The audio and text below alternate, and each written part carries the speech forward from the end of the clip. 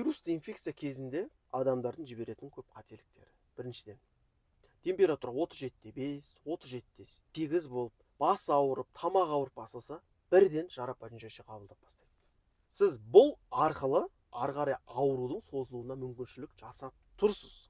Дене қызуының көтерілуі жалпы иммундық жүйенің белсенді жұмыс жасап тұрғанының көрінісі, организмге түскен инфекциямен күресіп жатқандығының көрінісі. Сол үшін де дене қызуы 38 градусқа дейін көтерілгенде, 38-де 5 градусқа дейін көтерілгенде көбірек жылы сұйықтық қабылдап, шарапатын жөшейтіп қабылдауға асықпай тұра тұрғандарыңыз жөн. Екіншіден, бірден өз бетінше дәрігердің кеңесінсіз антибиотик қабылдап бастайды. Антибиотик ол бактериялық инфекция кезінде. Я, дәрігерлер тағайындайды. Өз бетінше іше берсем болмайды. Жоқ, достар. Дәрігер сізді қайша уақыттан бері ауырған. Анамнез жинап бар. Инфекцияның түспеуін, ары қарай асқынбауын алдын алу үшін өзінің тактикасы бойынша тағайындайды. Сіз дәрігер емессіз.